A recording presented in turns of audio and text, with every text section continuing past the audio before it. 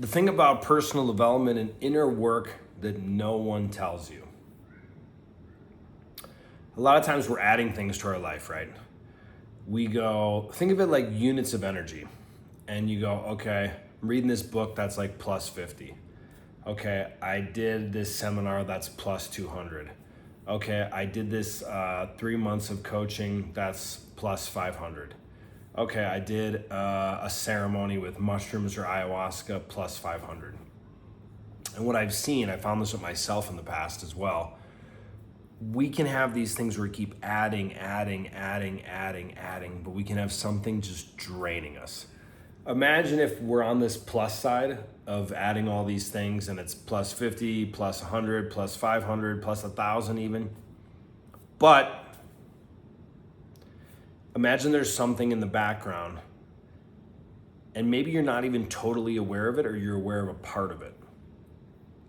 And that's a negative 100,000. I'll give you an example. I can think of things from my childhood that I started to confront, some of 6 years ago that I didn't remember, some of a couple years ago, that those were both like negative 100,000.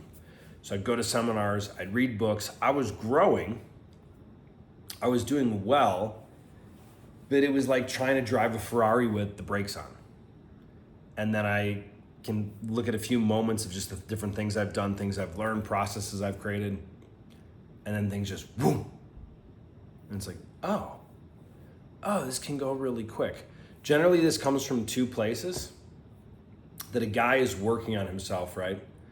And in his past, he has a part of him, you can call it a shadow, a part of him, a dark part of him, something he doesn't want to confront in himself, that he doesn't like about himself, that he hasn't integrated into himself.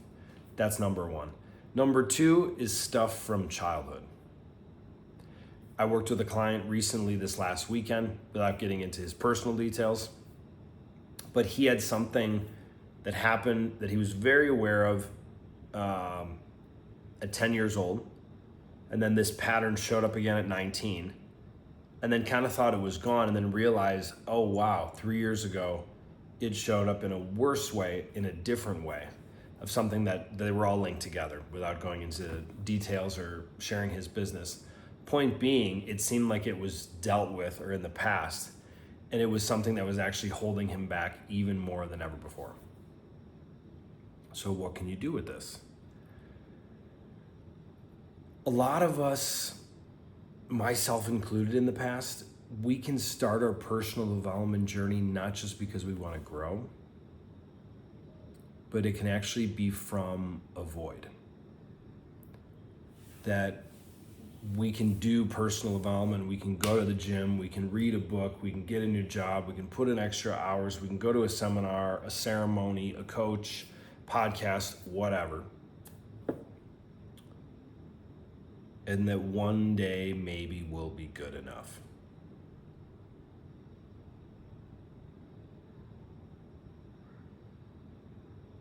And a lot of guys don't necessarily have the courage or the balls to even look at that. I know when I started to look at it years ago, it was hard for me.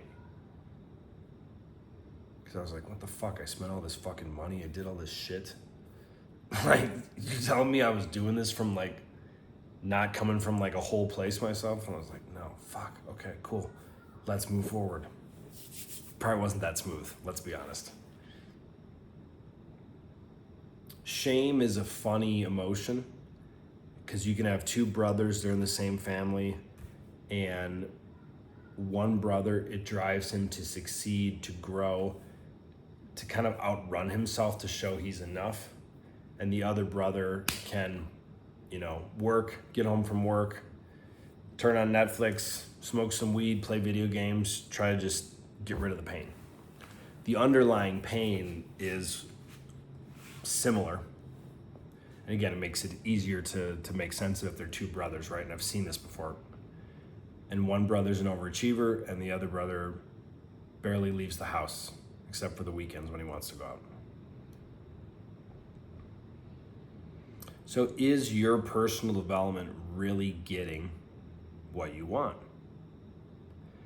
This can be an uncomfortable wake-up call, like I said it was for me. A lot of people, myself included in the past, we can think we're doing deep work. And I would invite you to consider, what really is deep work? How do you know that you've done deep work? Oh, we even got a bug as a viewer today, little green guy, he left. How do you even know that you've done deep work?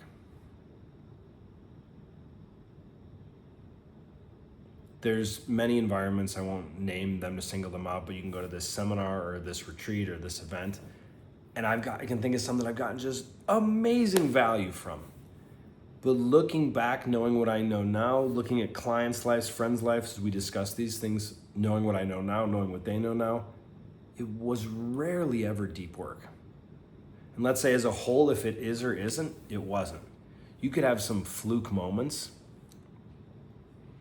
When we're really having deep work, I would say it comes from two places generally. And I used to not believe this, I didn't want to believe this. It comes from, I'll say the medicines do it very, very, very, very well.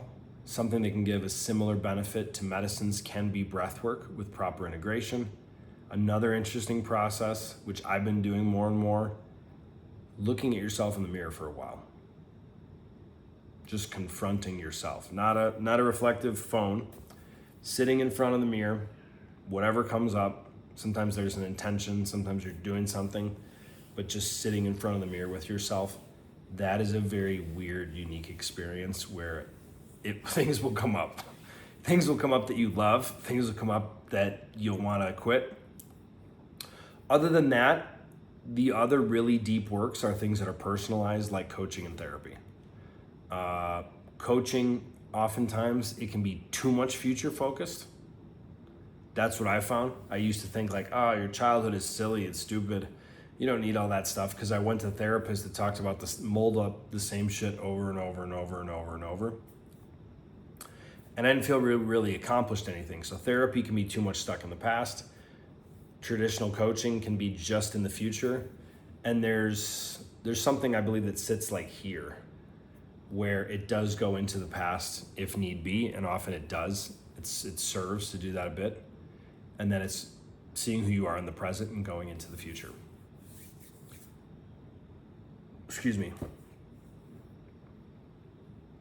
So many things in life. I'll give you an example. I'm doing a parasite cleanse right now. It has sucked. I'm better than I was a few days ago, but parts of it have definitely sucked. I had a parasite come out of me today that was like this long. I've never seen that before. No, I did not take pictures. I didn't want to go do the whole thing and hose it off and rinse it out and get the paper towel. Have my parasite trophies. It was enough. The side of the toilet bowl, I was good. Parasites are a good example. Let's talk about physical, in the body parasites. If they're stuck in my body, they're sucking my energy, my food, who knows? Could be in my liver, could be in my gut. I know they were definitely in my gut based on how it felt. Colon. People say they can go in your brain. I don't know, I don't have a parasite brain scan. But you best believe I'm gonna bomb the fuck out of these fucking parasites. Now, if during this cleanse, I said, you know what? I don't know if I have parasites. I don't know if I need to do it. I paid all this money to this dude. I don't know. Maybe, maybe not. I'm just gonna take more supplements, meaning I'm gonna take more vitamins. Things kind of on this end. And I took more vitamin B and more vitamin C and more vitamin D and more vitamin K and some lion's mane and some probiotics. It probably wouldn't have made much of a difference in what's really been holding me back. I got about a month, 4.5 weeks left of parasites. In the last couple of days, I'm realizing, that's been holding me back a lot. So that is a story, as a metaphor. What if something's holding you back that you've never really confronted? Or what if you've confronted a piece of it?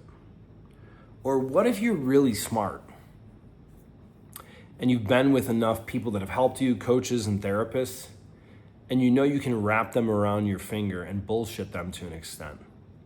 So you can get kind of better, but validate that you're still in control and that you still know your shit. That can be the most dangerous place until someone calls you out. Until someone knows enough, let's say, until someone senses that you're hiding to be able to call you out. Because it's almost like a person that has something they need to alchemize or heal that stays stuck.